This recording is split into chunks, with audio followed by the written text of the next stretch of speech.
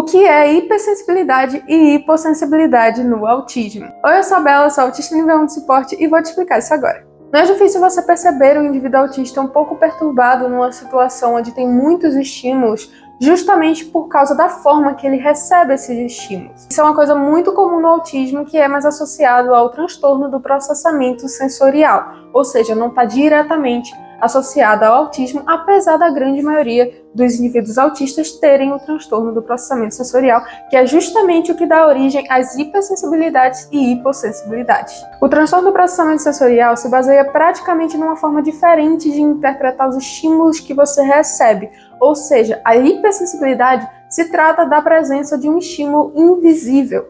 Eu acho que dá para entender? Dá para entender o raciocínio? Eu acho que dá. Por exemplo, um indivíduo que sente uma irritação com determinados barulhos, como eu, por exemplo. Eu tenho que usar um abafador de 29 dB e eu ainda preenchi com mais espuma aqui, para não ficar me sentindo perturbada com barulho o tempo todo, eu ainda consigo ouvir mesmo com um abafador. Então, assim, são barulhos normais do dia a dia, ruídos normais, às vezes sons super comuns no dia a dia, mas para esse indivíduo, eles podem ser interpretados de uma forma muito mais agressiva, gerando aquele excesso de informação, o acúmulo de estresse e originando ali uma sobrecarga sensorial. Daí você pega uma pessoa que, por exemplo, uma pessoa que tem sensibilidade paladar, uma pessoa que tem restrição alimentar, né, que é o que acontece quando você tem a hipersensibilidade paladar. Ela não consegue comer determinados tipos de alimento por causa da textura desses alimentos. E por isso ela acaba interpretando aquilo de uma forma bem mais agressiva, sabe? Sentindo tudo aquilo de uma forma mais agressiva, sentindo muito mais do que outras pessoas sentem. E pode até gerar problemas físicos, tipo doença, tipo ânsia de vômito. Uma questão assim bem desagradável mesmo, e é por isso que nada disso é frescura. A mesma coisa com a hipersensibilidade visual, hipersensibilidade tátil, dentre outros tipos. Mas agora, o que é hipossensibilidade? Hipossensibilidade é justamente o contrário da hipersensibilidade.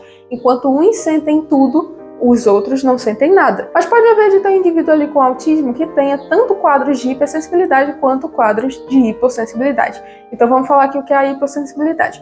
Pode ser a diversas coisas, como por exemplo, você pode ter hipossensibilidade à dor. Você não pode sentir tanto quando se machuca, você pode sentir muito pouco. Então, aquele momento ali que poderia ser desesperador, que poderia ser gerar pânico e ansiedade em alguns, você simplesmente interpreta como se fosse a coisa mais normal do mundo. Você ignora, continua a sua vida naturalmente. E você pode até sentir um pouco de dor, mas você não sente tanto quanto a maioria das pessoas.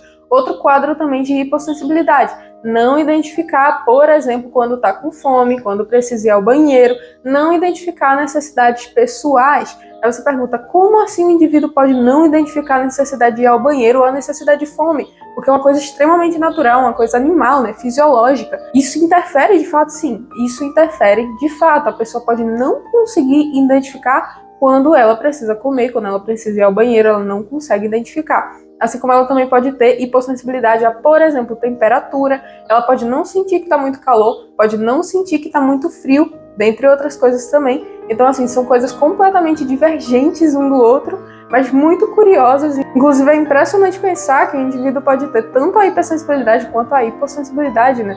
Gerando aquela confusão, você pensa assim, como que isso pode acontecer? Em umas horas sente de mais, outras horas sente de menos.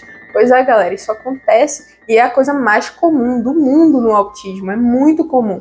Então, assim, é muito importante que as pessoas saibam interpretar isso para saber como agir em uma determinada situação. Como, por exemplo, há muitos indivíduos autistas que precisam de ajuda, no sentido, assim, para entender suas necessidades básicas, que aumenta ali o nível de suporte do indivíduo, né? No momento ali que ele precisa, por exemplo, que alguém diga para ele que ele deve ir ao banheiro, que ele deve se alimentar, que ele deve beber água, isso já impõe que ele precisa de mais suporte ali, porque ele realmente precisa daquilo ali, senão pode acontecer dele adoecer, dele ter uma infecção urinária, uma anemia, dentre outras coisas também. Isso realmente afeta a saúde do indivíduo. Mas lembrando aqui, isso não está diretamente associado ao autismo, isso está mais associado ao transtorno do processamento sensorial, que antes era associado ao autismo, tá bem, galera? Mas ele é um transtorno independente. Ou seja, não só indivíduos autistas podem ter esse transtorno, eles podem ter esse transtorno separadamente ou pode ser em outros transtornos, como por exemplo o TDAH. E eu acho que deu para explicar para vocês bem direitinho, acho que foi uma explicação rápida, mas eu acho que deu para entender. Ah, não esquece de dar um like, deixa aí um comentário do que você gostaria que eu explicasse no próximo vídeo. Beijinho, tchau, tchau.